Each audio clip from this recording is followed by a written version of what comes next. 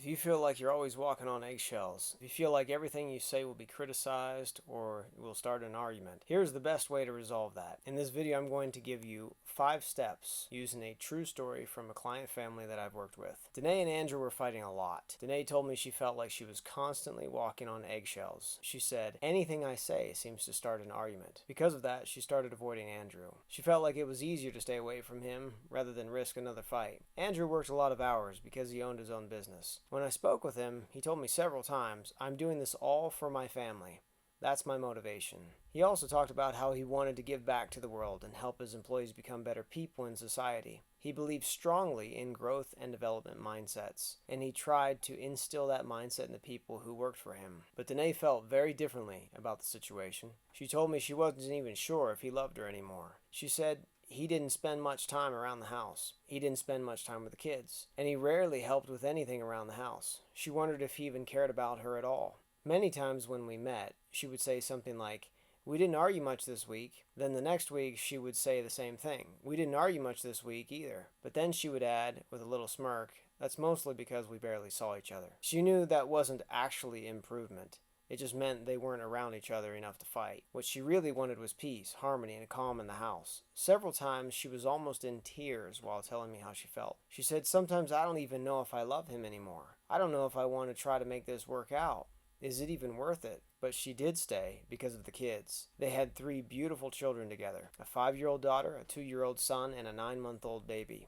Danae believes strongly that children are better off when their parents stay together if possible, and she never wanted to do anything that might hurt them, but she still had no idea how to fix the relationship. One of the biggest problems was communication. Danae told me she didn't know how to talk to Andrew anymore. She said, when he asks me questions, it feels like he's interrogating me, and when she answered, he often became frustrated.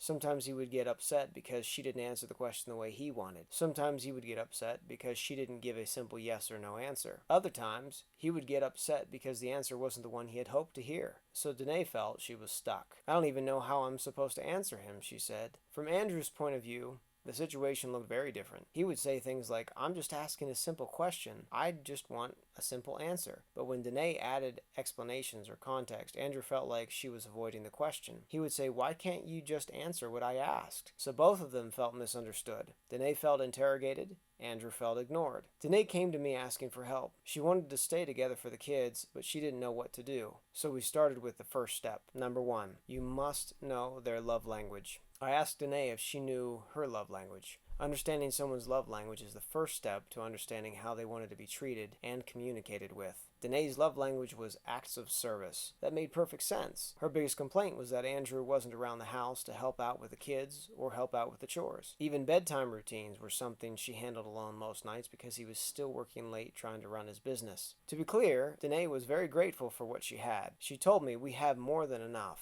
I never worry about money. She appreciated their lifestyle and everything Andrew provided, but she still felt unloved. She felt like he cared more about his business than he cared about her or the family. Now, after talking to Andrew, I knew that wasn't true. I knew those weren't his motives, even though that is how Danae felt. Everything he was doing was motivated by providing for his family. He wanted to give them security, opportunities, and a comfortable future. But emotionally, Danae's needs weren't being met. So even though his intentions were good, she still felt unloved. I asked Danae if she knew Andrew's love language. She said yes. His is words of affirmation. That explained a lot. Andrew was working long hours every day, often weekends as well, trying to build something meaningful. But when Danae complained about him not being home, what he heard was criticism, feeling unappreciated. He told me, it feels like nothing I do is ever good enough.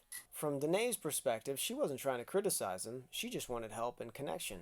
But because Andrew's love language was affirmation, complaints felt like rejection. Number 2, you must understand their conation. The second thing we talked about was something called conation. Conation describes how a person naturally approaches problem solving and taking action and troubleshooting. I asked Danae if she knew Andrew's conative style. She said he was a fact finder. That meant Andrew preferred direct information and quick answers. He didn't like beating around the bush or having long explanation when he was trying to solve something. He just wanted straight to the punch. He just wanted facts so that he could make a decision as quickly as possible. He didn't want to waste his time or other people's time. That's why he often wanted a simple yes or no answer. Danae, however, often tried to anticipate his needs. Because her love language was service, she tried to help him by explaining things, predicting problems, or often offering solutions before he would even ask. But Andrew didn't experience that as helpful. Sometimes he felt she was suggesting he couldn't figure out things for himself. He told me, "I don't need someone to solve it for me. I just want the information." And Danae would respond, "I'm just trying to help." Again, both had great intentions, but their communication styles clashed. Number 3, spending time together every day. The hard thing we discussed was time together. Even if it was only 15 minutes a day, they needed intentional time together. Without that time, neither of them would ever feel connected. Avoiding each other, sure, it reduced arguments, but it also prevented the relationship from healing. Connection does require presence. Number 4, watch for receptivity. This is a big one. The fourth concept we talked about was receptivity. Sometimes when Andrew would ask Danae a question, his tone would change. In the past, that tone often led to frustration or yelling. Because of those experiences, Danae would immediately become defensive. Sometimes she would shut down. She told me, "The second his voice changes, I feel like I'm about to be blamed for something. He's going to criticize me. He's going to tell me my parenting isn't good enough." Sometimes those reactions were emotional memories from previous conflicts they had had. So I told them both something important. Before continuing a conversation, check in on the other person's receptivity. If someone is defensive, interrupting, talking over you, raising their voice, they're not receptive. It's not time to continue the conversation. Pause the discussion, return to it later when both people are calmer and receptive.